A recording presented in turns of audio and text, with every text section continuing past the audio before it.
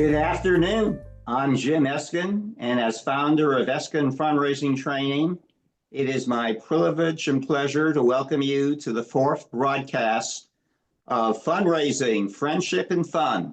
And by the way, we've actually done 150 virtual programs, but we purposely pivoted from the traditional format where it used to be we showed a lot of slides. We only had one guest.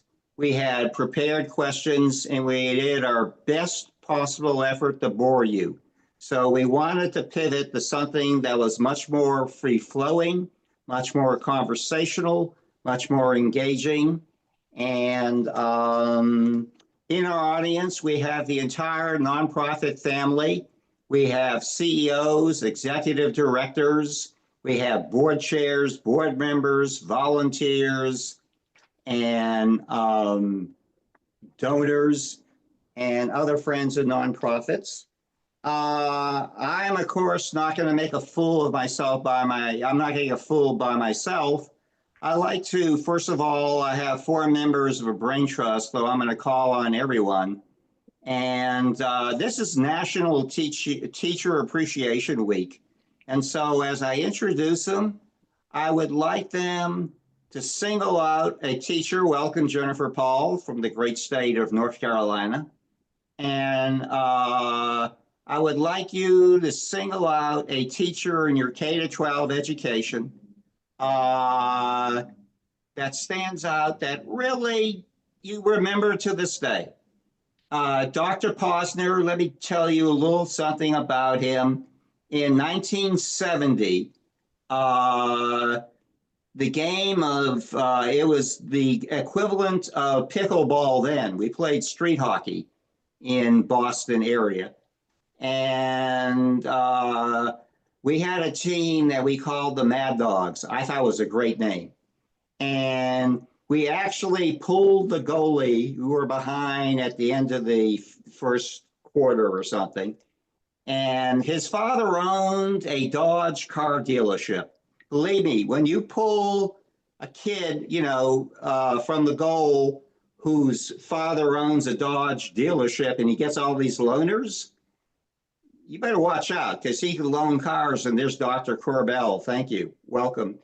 And the thing is about Dr. Posner, what he's done ever since that first street hockey game and in his entire career, he makes everyone around him look better. He has done that as an EMT. He's done that as a firefighter. He's done that as an emergency room physician. He's done that as a member of the Harvard Medical School faculty. And he's done that as a global leader in medical simulation. So, and he provided that script for me. Thank you, Dr. Posner. But which teacher would you like to My mother wrote it. There's one teacher that really, I think, helped me sort of figure things out. It was my 8th grade social studies teacher, George Roberts. And he was a character. And he was one of the people that showed me that learning could be fun. And he was hilarious and was an inspiration to me. And I owe a lot of my success to him. Okay, I'm going to pick on you a little here. What do you recall about his humor in the classroom?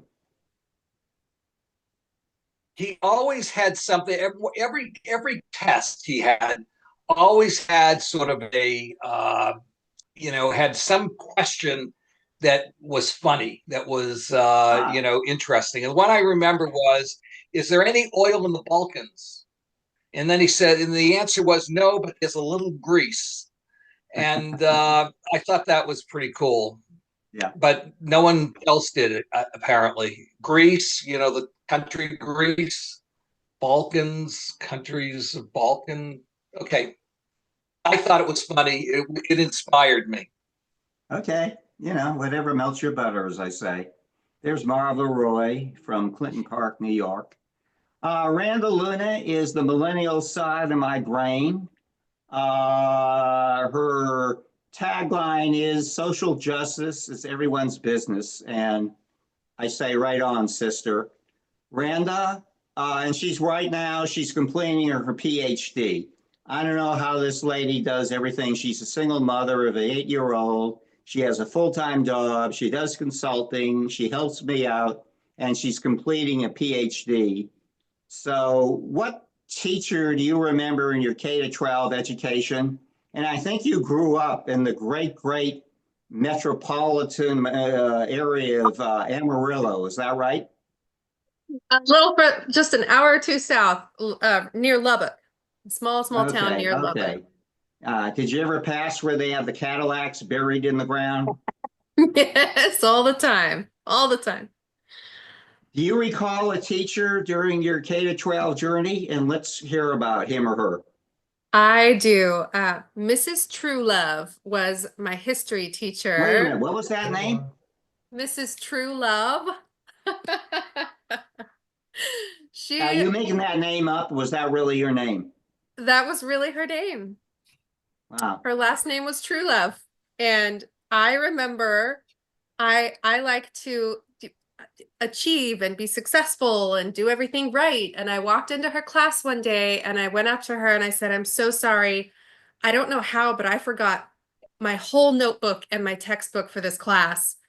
And I was so worried and so intimidated. And she turned around and she just goes, "Well, if that's the biggest problem you have today, I think you're gonna have a great day." And it was so simple, but to me it was profound because I was, always a little, anxious to get it all right and do everything, follow the rules and get it right and do well. But that stuck with me for the rest of my life. So when I get stressed out, even now, I have to tell myself, "Oh no, you know what? If that's the worst thing that happens this day or month or year, then it's going to be a pretty good one, right?" So I'll never forget that moment. You think she's still alive? Mrs. Oh, Truelove. I've got her on Facebook. She's still around. Oh, I love that name.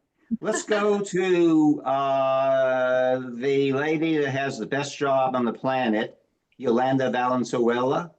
And by the way, Yolanda, I don't know why. You have a PhD, don't you? I'm 16 hours, 16 classes into 20 classes. I'm almost there. You're going to get there. In psychology. So we'll call you Dr. Valenzuela. But do you recall a K to 12 teacher that really made an impression on you? Yes, my 4th grade teacher, her name was Miss Taggy, and she got married and became Miss Vandendries. And she was just someone so special from all the teachers I've ever had. She integrated things into the classroom that other teachers never did. And she would bring her guitar and play, and she would teach us music, and she would like, I got in trouble all the time for talking too much, which when I said into a room full of 50 executive directors, CEOs, how many of y'all got written on your report card you talk too much? Like 90% of them. See, and so she took advantage of that. And so she had me going around helping kids. She used it for her better, so I would stay out of trouble from talking too much. And so she brought different kinds of games. She made up crafts. We were outside doing things that other classes weren't, and they were so jealous of us. It's just a very memorable teacher. Yeah. Yeah. Let's go to Christy Natalino. Christy has earned a PhD. During your K to 12 journey, and was it in Louisiana? Where were you going to school then? Yeah, middle of nowhere, Louisiana. Okay, yeah. You're a Cajun country. Yeah. Is there a teacher that really stands out in your K to 12 journey? Yeah, I think my middle school gifted teacher who taught flexibility more than anything, creativity and flexibility. There was always ways to solve problems that didn't have to be the standard way to do things. Great. Okay, I'm going to bring everyone into this discussion. I was partly tempted to ask all of you about teachers, but I'm going to get you in the next question. And we got some really smart people. I'm not one of them in this audience or in this panel. To me, it fascinates me. There are more and more channels of communication, and starting with Dr. Posner, I would like to know, you can choose to communicate by email, by text, by video conference, by cell phone, by snail mail, but I don't think we remember that one, or by social media, or God forbid we can meet in person. But Dr. Posner, how do you choose which way to communicate with someone? Well, I think you have to use them. I think you have to be quite flexible, and you use those that you either know work for the person that you're communicating with, and you sort of do a little bit of reconnaissance. And if you don't, you just predict what you think that they would respond to. But I really think in this day and age, you really need to be file at all of them. And ultimately, you got to meet the needs of whoever you're communicating with. Let's go to Yolanda next. I know you're a social media diva, but also I know I can reach you by email, and I love that I can call you on your cell phone and you actually answer. But how do you choose to communicate with people, Yolanda? And you are busy.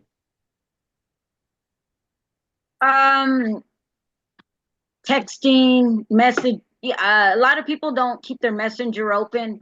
I specifically keep my messenger open because when Kim's in, like today, Kim's in Africa, Kim's Angels named after Kim Rapier. And so messenger is the form that we use. And then also WhatsApp, because texting doesn't work. I mean, a lot of times we start getting spam if we use texting and she's overseas. And so we use WhatsApp. But locally, they can call me at any time. I get calls Saturdays, Sundays, evenings, where to find resources, where can I take this child abuse. I even got a caseworker calling me because their grandchild had outcries and recently, and another one for domestic violence. Another one wanted to throw their special needs child in jail, and I get calls and whatever all the time. I take them, or they'll text me first. Can you call? Can you take a 5-minute call or 10-minute call? And I'll call them when I'm finished with whatever, my dad at the nursing home or whatever is going on. Yeah, yeah. See, you have your own business. You're running around town. You have some pretty demanding patients and clients. You got 3 kids. What form of communication, how you pick and choose your various forms of communication? I think it's very similar to Yolanda. I do a lot of texting because there's usually a lot of background noise where I am, or I'm with a patient and I can't answer. But as soon as I can, I'll call back if it's more detailed than a singular. Email, I'm not good about check-in. I think I check emails in the middle of the night, basically 11, 12 o'clock is my typical response time. So as far as patients go, they laugh because they know how late I stay up at night. Okay, let's move around. I'm going to ask the millennial side of my brain. I know I'm a curmudgeon. Miranda, what's your perspective on communicating with donors, with colleagues, with friends, etc.? Most of the time, if I'm just communicating with friends, it's either a text or a DM on social media, on one of our social media apps. It's casual. They'll see it when they see it. But if it's for work, depending on who it is, if it's a vendor or something like that, I'm more likely to email and call and even try texting if I need to get a hold of them quickly. But when it's donor communications, I always go with, how is that relationship and how might they feel if I communicate with them this way? Have to really consider all of that first. So I usually just ask at some point in getting to know them. Do you prefer email, or would you rather I text you or call you? Just to try to get a sense of what they prefer, and then I go by. That's my advice. Give me a fist bump. Yeah. She knows as much as I do, but she's half my age. That's what makes me kind of mad. Let's move this around a little. Dr. Susan Corbell is the founder of Core Research, and she believes in data-driven decision-making. Do you have any data that can that you think you can share with nonprofits and how they should communicate with their stakeholders? Well, I have a lot of data on response I rate. know you have a lot of data. It always depends on the target audience. I have a couple clients, one's a foundation and a nonprofit or two, where the target audience is over 50 years old. And when we have done surveys, more people have filled it out by mail than by online. Pardon me, what's that called? Mail, yeah. What is that about? It's about the opportunity to write a long response, and very thoughtful people enjoy the fact Yeah. that they like to think about something. They've told me so, or they've told in their responses that what's really important to them is to be able to put something aside if it's really hard and be thoughtful about it.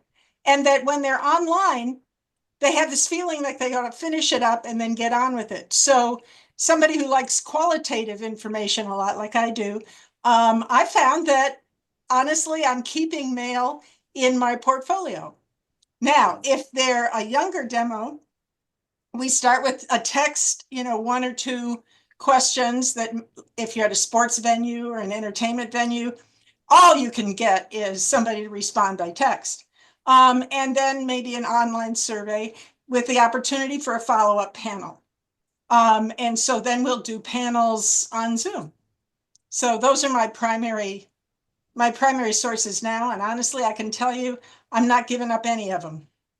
Okay. We're going to hold you to that, by the way. Okay. Cindy Sullivan, you have to work with a big portfolio of donors. Okay. So what is your philosophy on what communications channel to use or not use with them? I like what the person said initially on this question about trying to follow the preferences of the individual that you are working to steward or cultivate as being the best opportunity. I'm a person who is always more comfortable in print than in speech, which is interesting as my son has an expressive language disorder. And so he will never put anything in print if he can avoid it, even in text. He'll just call you. And he's only 28, so you would think it would be the opposite, right? But so we're on the flip sides of the same coin, I guess. But yeah, I've always preferred to be in writing. And I'll even tell my team, they'll start talking, and I'm like, why don't you send me an email with all the details of that? Because I'm going to absorb it so much better if I can look over it, reread it, and then respond thoughtfully in print.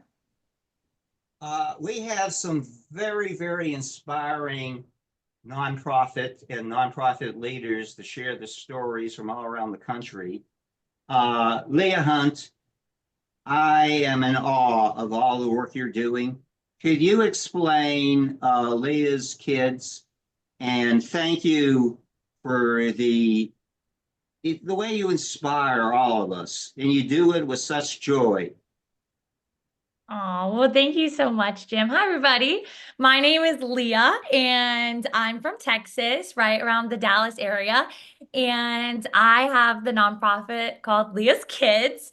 And I just love Leah's Kids so much. And what we do is that we serve families fighting pediatric cancer. And we do that in a variety of ways. But really to understand what Leah's Kids is to really know about me, I am a 2-time childhood cancer survivor of retinoblastoma. So I lost the complete vision in my left eye from treatment. We did chemo, radiation, 26 surgeries, all that fun stuff. And so I grew up very heavily in the cancer world. And on my 18th birthday, I went to my parents and I said, I want to do more. I think there's more to life. There's more than, oh, we all have a story. And so on my birthday, I filed to become a nonprofit, and Leah's Kids has been with me since, the last 7 years. I now recently graduated college, and Leah's Kids went national. And so what we do is we service families all over, boots on the ground, that have a kiddo with cancer through financial grants, through advocacy. I work with the White House on the state and federal level, advocating for new bills being passed for pediatric research and treatment. We do family dream parties to bring families together to give them family time. We do mental health retreats. We have books, we have resources. But in a very quick nutshell, what we do is we serve the future generations of America that are fighting cancer.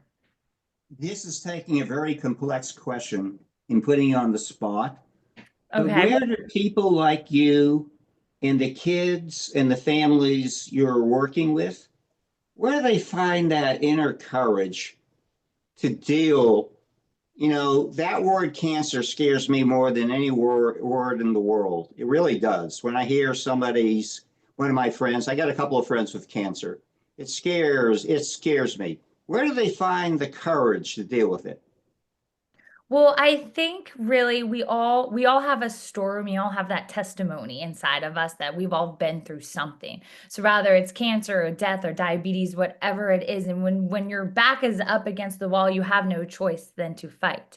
And for tiny humans, they're basically born into it. Even like you're 5 years old, that's all you're going to know at that moment is to keep fighting. And so when you really don't have any other option, it's holding on to the people around you, holding on to your faith, holding on to whatever that may be, and knowing that like, hey, you want to see the next day. And how can you see the next day? You have to be strong. You have to be courageous.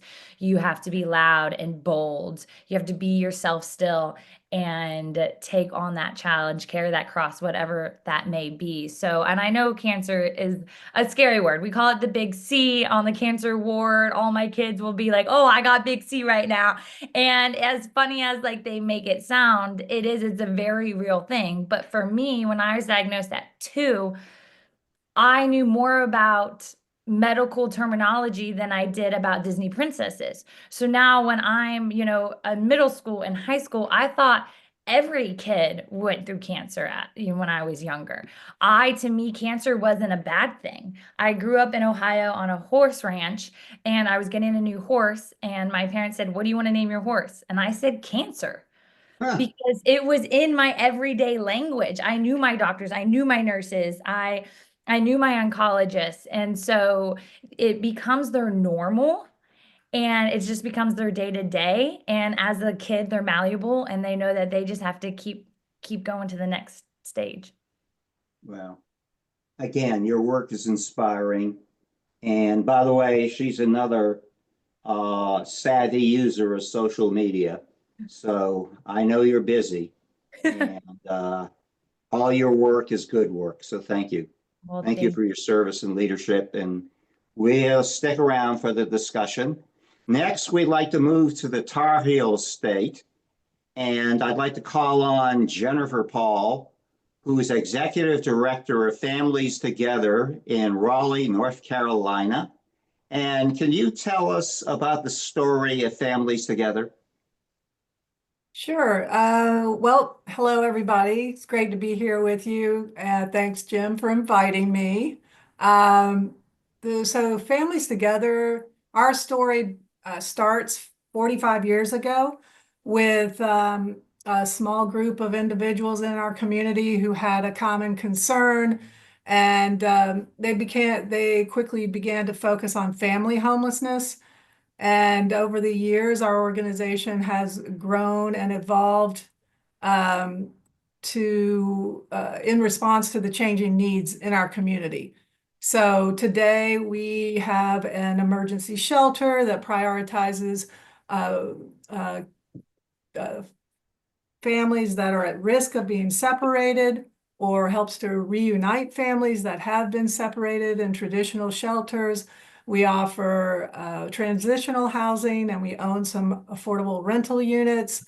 And we provide ongoing case management, holistic wraparound support, working with the families once we help them get into a permanent place that they can call home, working with them for up to a year, where we are providing that holistic wraparound support, financial literacy training, employment support, and behavioral health support, connections to community resources, furnishings, food, clothing, to help them achieve long-term housing success. And as the need has grown, just yesterday we found out that the 1 year increase in homelessness in our community was 21% just in 1 year. We are trying to grow our impact by forming new strategic partnerships. So one example of that is we're partnering this year with an affordable housing developer that will open up, is building a community of 192 units that will open this year. And we'll be on site there with staff providing support services to all the residents that are staying there. And the families in our program will also have access to those services. So that'll be like life skills training, educational opportunities, healthcare, health wellness checks, tutoring for kids, computer classes, and things like that. And we're hoping this will be we'll demonstrate this model and then be able to replicate it in future affordable housing developments so that we can grow our impact to a much larger number. Currently, we're helping about 250 families a year, and we think next year it'll be closer to 1,000 with this new strategic partnership. Jennifer, are you finding, has families together been impacted by this cloud of uncertainty over governing funding? Oh, definitely. And how are you all responding? So our funding is currently about 40% of it is comprised of federal funding. It flows from federal sources, so it might be coming from the county or the city, but it originated with the federal government. So we are monitoring that very closely. We have not had any contracts be canceled or payments not be made, but we are monitoring that with our partners at the city and the county levels and making adjustments. So I would say pivoting in response to executive orders, which you all probably have read about, a lot around DEI and other issues, EOs that have been issued. So we are trying to remain compliant while not sacrificing our values, who we are, and not diminishing our impact, and continuing to focus on serving as many families as we can. And at the same time, having conversation about this with our team and our board that is very transparent about the changes, making sure we're inclusive in those conversations so that everybody is on board as we move forward. Okay. We have some pretty expert people, and I like to bring them in that discussion of pivoting to this new reality where there's less federal government funding available. Mary Yearwood is the founder of Benevolence Tribe Consulting. She's one of the best grant writers I know. Mary, have you been working with folks and pivoting them from, first of all, tell us about Benevolence Tribe Consulting, which is the name I love, and then comment, have you been working with clients to pivot them from government money to private money? Thank you for that, Jim. So Benevolence Tribe, I do a lot of grant writing work, obviously. I do other fundraising consulting. I believe in a diverse fundraising portfolio, just like you would have a diverse investing portfolio for your retirement or whatever. So I strongly believe that grants cannot be your only source of funding. And this is a good example of that, right? I haven't yet been working with pivoting clients away from government grants. I have been helping my clients who rely on a lot of federal grants to, as Jennifer was talking about, change up their language from DEI and helping with their programs to kind of shift those a little bit so that they will not look so they will not draw a a skeptical eye, I guess, from whomever may be looking, be that the government or even potentially donors, right? Who may be averse to certain kinds of DEI initiatives or whatever, right? But I do have a lot of experience with federal grants from many different departments and agencies, from USDA to Health and Human Services to Department of Education. And I've written and been awarded and developed grants for hundreds of millions of dollars worth of federal grants. But I do have a lot of experience with foundation and corporate grants as well, especially here in the San Antonio area. But my clients are from all over the United States. I haven't had any international clients yet, but I do also We're do going to get you regular one. We're going to fundraising. get you one. I'm sorry? Dr. Posner can help on that. He's got roots all over the world. Awesome. Awesome. Hey, Yeah. let's talk. I want to get some other opinions. Can Yolanda? I just interrupt for a second? Can I just interrupt? Yeah, please, Can I please. just interrupt for 1 second? I think we need to start thinking about. We got to start thinking out of the box. And one of the things that sort of earned my interest is this homelessness situation. And obviously, it's a terrible situation. We need to find as many ways as we can to sort of address it. But in the healthcare field, there are now institutions, hospitals, and healthcare systems that are beginning to gather their own assets, apartments, and things like that to house homeless people, because homeless people don't have insurance. They have much higher return rates to hospitals, and they're costing more money in the hospital than out of the hospital. So the hospitals are now incented to find ways of keeping people out of hospital. And this is one of the things that they've done. And I don't know where it stands right now. This started about 3 or 4 years ago, my understanding it. But we got to start thinking outside the box and look at other ways to rally the troops to address things like homelessness. Right. Yolanda, as a funder, have you seen some of your nonprofit partners turn up the volume in asking for support because government funding is drying up? Right now, there's sort of a fear out there, especially for those that get federal funding. I have several nonprofits that have already been cut, and some of them are just waiting to get cut and know it's going to happen. National CASA, the federal, or they already cut National CASA, and National CASA, there's 1,000 CASAs that fall under them, and so that's just one example. But it makes funding unpredictable, because what happens is it puts fear in funders like us, because then we start hearing about, like, one in San Antonio that was given millions and millions of dollars in the last 2 years. With that money, they haven't served one person. So now all the funders hear that, and they're wondering what is happening with the money I'm donating, because that particular nonprofit was called out by Trump about not using the money the way it said it was going to be used, right? So we have that happening, and some people are stopping the new programs they were going to start because of the instability. And most have diversified funding streams, like she was talking about, but some have put a halt on some capital campaigns that they were thinking about doing. And some funders have changed their funding cycles on some of the nonprofits.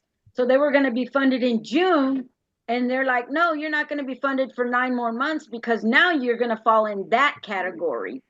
And so that fear is amongst all the nonprofits. And then they all talk, because, every month or quarter they get together, right? And so then they call on me saying, this is what's happening, and we said we were going to do this program. Is there any way you can help fund it? Because now they're not going to fund it till next March or next whatever. So yeah. things like that are happening. There's a lot of fear and uncertainty in the climate right now. Let's go. We have a lot of expertise to call on. Marv Roy is the founder of the Institute for Philanthropic Excellence. He has a network of 40 associates that right now have been off and on engaged in about 100 different fundraising projects. Marv, any observations on people pivoting because of the drying up of government funding? What's your advice to them? Yeah, I don't think my advice has changed at all over the 40 plus years that I've been doing this. We've gone through cycles repeatedly. Used to be more able to predict them because things didn't move as fast as they do now with our economy. But we've had many changes of the presidential administrations over 40 years. People have different priorities. Our federal government spends $1 trillion more than it brings in. At some point, whether it's this current president or a future president, somebody's going to have to stop either spending less or taxing us more. This isn't brain surgery how to figure out how to fix this. Although I don't really know how to fix a $37 trillion deficit easily, there are ways to do it, but it took 40 years to accumulate that. The last president that actually cut our deficit was President Eisenhower in the 50s. So if you're in a nonprofit right now and you're relying upon government funds, you ought to call a consultant to start getting into more philanthropic fundraising. And I'm not telling that just because that's what I do, but there are a lot of consulting groups out there because people are pivoting right now in a big way. Dr. Posner, you work with a lot of universities. I know you're very, very engaged with the University of Massachusetts. Have you seen the impact on universities as government funds drying out? And you talked about thinking outside the box of how they're responding. Well, I think the most stark example is places like Harvard. I have a lot of friends that do research at Harvard that are feeling they are experiencing incredible, issues with funding. There are that have been, terminated because of lack of funding. And what's going on in this world right now is just crazy. I totally agree with Marv. We've got to do something about the deficit, but we've got to do it in a way that is somewhat predictable and that is not being done as Elon Musk points out, with a chainsaw. And I have a lot of friends that are literally thinking, what am I going to do with my postdoc that is funded by the government, and all of a sudden it's taken away, and then there's no funding for them. So we're going to see a lot of projects closing. We're going to see a lot of unemployment in the research field and healthcare field. I think it's really a problem. How to fix it? Who the heck knows? But I think we got to do something to stop the cutting. Chuck, when you cut back in research, that's the equivalent of shooting yourself in the foot, isn't it? It's being penny wise and pound foolish. And not that he's being penny wise, but that's sort of the analogy I use. And it's a real problem. Certainly philanthropic support is important. But again, it's been so much, medical research has been so much funded by the federal government that to pull the federal government out of it is going to be a real problem for the future of healthcare. I mean, that's where we get our miracles. Leah,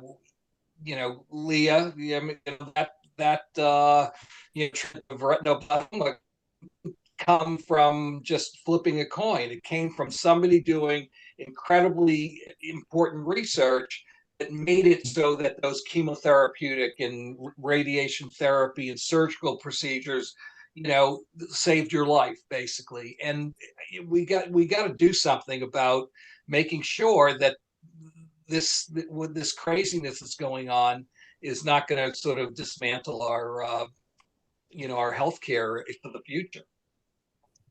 Yeah. Do I have Jim, an if I could- answer? No. What And sort of but space? do I know that people are worried about this? No question about it. At UMass, I sit on the board of the School of Public Health. Yeah. yeah. Randa, with the Stop Abuse for Everyone, what's kind of the balance between government and philanthropic funding? And what's the thinking been? We SAFE does have quite a bit of federal funding as well, because a lot of our shelters, you know, housing is violence prevention. So it's a big part of it. So we do have quite a bit of that going on. And in light of this uncertainty, I will say that the strategy at SAFE has been to just be very conservative and very thoughtful about moving forward. We've already taken several measures internally to make sure that we slow down our spending and just hold a minute until we can make sure, because we have seen nothing has been canceled. I don't think that directly, you know, overtly anything that SAFE does goes against what is currently being talked about being canceled, but it's just close enough, and we know how things may be perceived, and that even if it's not necessarily canceled, like earlier this year, there was a pause on funding. Well, the pause was just long enough to cause a little trouble, even though it wasn't directly and canceled altogether. You know, that halt and delay did cause some issues. So we're continuing to just monitor and be really conservative because we know, well, because we're not sure, because we don't know what lies ahead. Well, I want to segue a little in tone, and I don't think many people can do it, but this is a true Renaissance lady. Diana Hoyt in Phoenix, Arizona, has done a little of everything. She has formed a software company. She's written 2 books. She has been a prolific nonprofit consultant. And I've never met anyone in the country who knows more about developing a winning case for support. But today, her latest role is that of a comedian. And maybe we need a little more humor in the world as we're talking about these issues. Tell us, how did all of a sudden now I say you're a stand-up comedian. Tell us about this new chapter in your life. And I have a question. Yeah, I think as a nonprofit and a fundraiser, humor can be your best friend or your worst enemy. And what advice do you have to our nonprofit leaders on how to use and not to use humor? Okay. I did right before turning 79. I went to comedy school. There is such a thing as comedy school.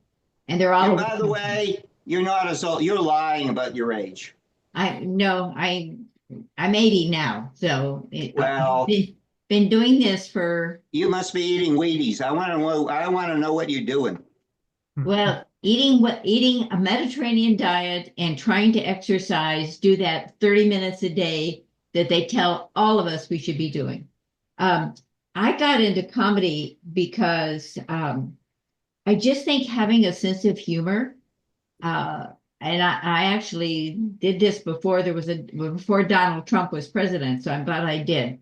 I think humor helps us get through lots of things. Yeah. And I think maintaining that is so, so important. And I also did it personally because I wanted more brain stimulation. Having to write comedy is probably, and I wrote 2 books, as Jim has said a couple of times. I think writing comedy is the hardest thing I ever did. It truly is the hardest thing to do, is to sit down and write comedy. And because you not only have to write it, then you have to get up and do it in front of sometimes people who are just thrilled that you're there, a couple of hundred, and sometimes people who've been drinking a little bit. And, and you have to get past them. I think all of us, because of what we've done, we're used to being up in front of people. Yeah. We talk to people all the time. And so that part was easy for me. It was truly the writing. And I think it's helped me have a perspective on a lot of things. and also meeting a wide range of people who I never would have met in my, in my world. So I would. What's your advice to nonprofit leaders on how to use humor and how not to use humor? Well, you know, all of us, because we talk to people on an individual basis. I am not a direct mail fundraiser. I am not a uh, text fundraiser. I believe in sitting down and talking to people. And I think you have to enjoy people and have those conversations. So I encourage, especially younger people, to get off their phone and go sit down and have a conversation. And you'll find a lot of humor in just having that conversation with the donor. I think, to me, it's the way you raise money, is you talk to people. Yeah. I'd like to go to two perspectives that are in very serious environments, Leah and Dr. Posner. How have you all used humor in dealing with children and families facing cancer? And Dr. Posner, you have been with patients through all sorts of challenges and some end of life. And how has humor entered in as a resource for you? We'll start with Leah. Yes, definitely. So, from my personal experience in walking with hundreds of families through their cancer journeys, I think as kids in the kids' worlds, they kind of bring the humor out themselves. Hmm. Some normally parents do not. And it really, honestly, is just meeting the people where they're at. When I give talks, it's really just reading the crowd and being like, okay, can I say the joke like I did earlier? We call it the big C. And can I tell the funny story like that I wanted to name the horse? I think it has a lot to do with your audience.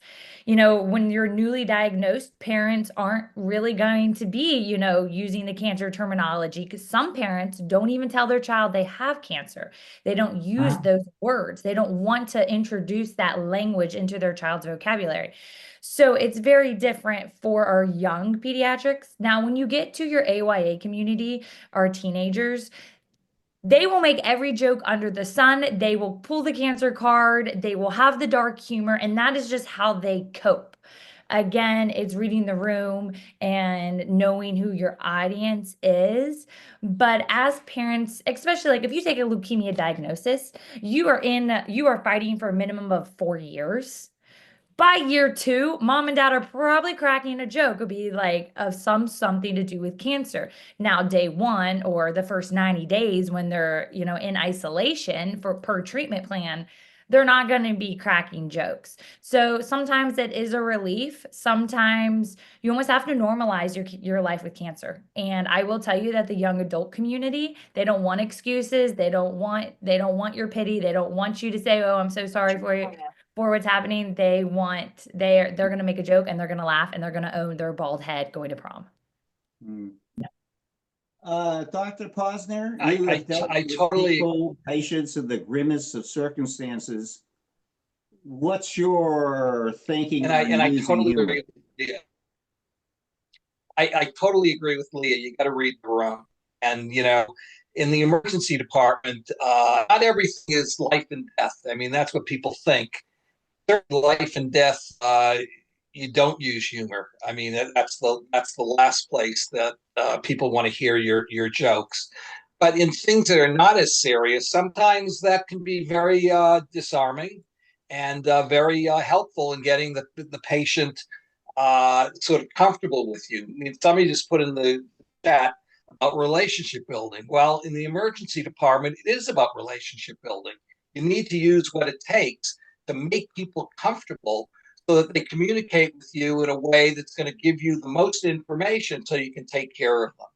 And again, it's hard to know sometimes when you walk into the room, but fairly quickly you can figure out whether or not these are people that will understand something that's humorous. But again, it's reading around and using what you can use based on who you're using it for. And obviously, somebody comes in having a heart attack. We're not joking at all.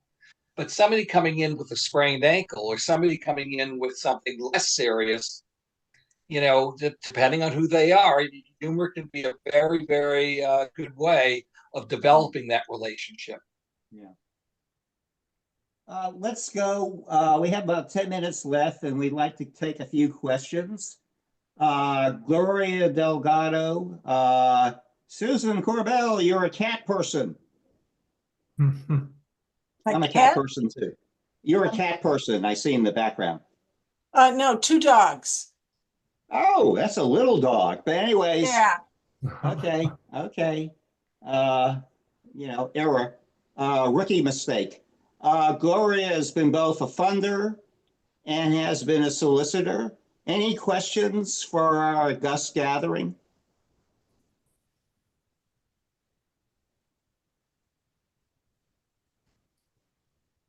Gloria, while you're thinking about it, Dr. Marcy Andrade, any questions for our panel? Well, thank you. You kind of addressed it. Everyone kind of talked about my question was, and luckily here at the Assistance League, we are not government funded. We don't receive government funding at this time, but just realizing how, in speaking to colleagues at other nonprofits, that it's just become a little more difficult and there's some fear there. Just curious, and I know about the diversifying funding is always important. That's fundraising 101 is just make sure you diversify that funding. But just any last minute advice of what nonprofits might be doing now that funding, that government funding might be threatened. Okay, and I want to get to Dr. Corbell's. Let's go to Marv. Any other? And then I want to go to Dr. Corbell's question.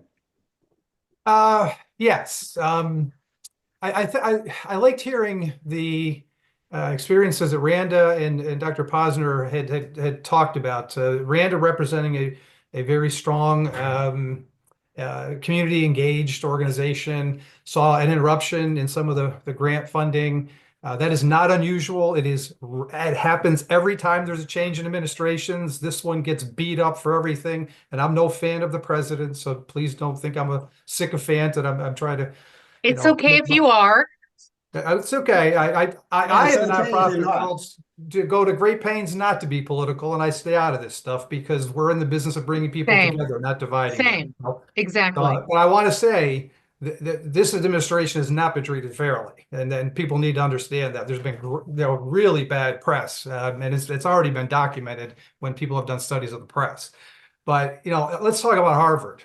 Harvard University had a 69% administrative overhead fee for every dollar they got in grant money. They got $400 million. You're underestimating that. It's 76%. Whatever. I'm going with what's reported. Yeah. So somebody said they shot themselves in the foot. They shot themselves in the foot. They had it coming, and yet they weren't alone. There were a number of IVs who did the same thing. They all went back and renegotiated very quickly, and now their grant money is flowing. What did Harvard do? They went to court to try to make the case that they're better than everybody and should be treated differently. So how much do you guys get for administrative overhead in your grants? You're lucky if you get 20% in this step. Mary, you can speak to that. You've gotten hundreds of millions of grants. Yeah. We get 15 to 20%. That university has a $55 billion endowment. Yeah. And they keep taking more, and more. Yeah. So that's my piece. Thank you for giving me the last say. Mark, I'm glad you brought that up, and I totally agree with you. But the problem is that the people that are actually in the trenches doing the work are the ones that are suffering. No argument there. Did I like to pay 76% grant to the institution? Now, healthcare is very expensive, and the operational costs are more expensive than many places, but not to the point of 76%. And that's being piggish as far as I'm concerned. But who's really suffering at this point is the research, because Harvard right now is not going to drop their although maybe they will. I haven't heard that they've done it yet. but Harvard has not, isn't likely to spend their money. That's number one. They don't like spending that endowment. And number two, they're not likely to decrease significantly their operational expenses. But I should have no question about it. I don't not an expert, how much they're spending, but I think they've been being pigs for a while. Yeah. But we have two We sacred got a cows couple in minutes America left. in the nonprofit sector: higher education and healthcare. Both of them grow by twice the cost of living. It isn't sustainable. People have to have these conversations. And finally, we're pushing the envelope to have them. I don't agree with some of the stuff going on the way they're doing. Absolutely right. I like that we're talking. I'd like to get Dr. Corbell to get the final question in. Dr. Corbell, our data diva. I'm going to ask you to be real honest here. I have a client who recently said they were going to cut back on doing the pre-post evaluations because the donors were no longer asking, nor did they require accountability. Has anybody else heard about foundations that have said you can cut back that part of your budget? Let's go to someone who's awarded, I don't know, close to 125 million over the last 5 years. Yolanda, do you see any decline in accountability expectations? Not locally. I haven't heard that in San Antonio. I will tell you, the funny part is because some funding has gotten cut from different philanthropists here in San Antonio, and so we had donated to whatever, dozens of nonprofits, and we had given 100,000, 1 million, whatever. And the sad fact is some of those I hadn't heard from. And you have got to cultivate your donors, because if you forget about them, they are going to forget about you. We went to the children's shelter luncheon. I went to the children's shelter luncheon, and we gave them something last year. We haven't given something in a year because, they're reorganizing. And I had that honest conversation with them, but they still invited me to this luncheon. This is what we're doing. This is the direction we're going. Now we're opening the shelter back up to kids. And it was so refreshing. But I wouldn't have heard that had they not invited me to that luncheon. I had a nonprofit, gave $100,000 to, and they called me 9 months later and said, would you fund our golf tournament? And I'm like, who are you? I haven't heard from you since the last time I actually did a check presentation and gave you $100,000. And now you're asking me for $10,000 for your golf tournament. And it was a new board member. And I said, why is your CEO not calling me? And it was a little offensive because we are the ones who actually got them off the ground. Nobody really believed in them 5 years ago. And we're the ones that have been funding them. And they just forgot. And you can't do that. You must cultivate your donors. Yeah. And you don't have to take them to lunch. You don't have to do this or that. For more. But invite Mary, them over. You're submitting grant applications all the time. Have you seen any less emphasis on the evaluation, portion of a grant application? I have not, Jim. I do know that there's a lot of more trust-based. That's a trend in the field, is more like trust-based funding. And however, as I was saying in the chat, I think it's important, as Yolanda is speaking to, that for your donors, you do have to keep your donors informed, even if they're individual donors and not, grantors, of their impact, and how can you have to track that in order to know, right? But no, I haven't seen that. I mean, the former Mrs. Bezos is doing things like that, I think, but no, I haven't. Yeah, I haven't seen that. Well, listen, we have, this has been the best programs are when you wish you had another hour. but we don't. And I want to thank all of you and everybody that's in the audience that's part of our vibrant nonprofit sector. You all are doing something to touch, improve, and save more lives, especially helping those who are struggling. So thank you. You inspire what we do at Eskin Fundraising Training.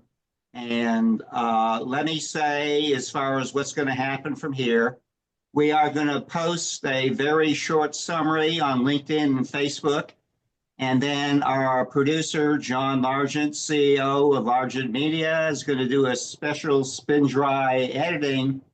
And we are going to post that on social media. And by the way, more people watch the replay than watch this live. That's the reality of virtual communication. But this has been a very, very rich conversation, very interactive. And I want to thank all of you. You know, we say there are two gifts you can give in life, time and money. And as you get older, you appreciate that actually time is the more precious of those two gifts, because unlike money, you can never replace time. So I want to thank all of you for the way you share your times to make this world brighter, more prosperous, and more socially just. So we'll resume our broadcast series on Wednesday, June 4th. And to everyone, be well. Thank you. Go on.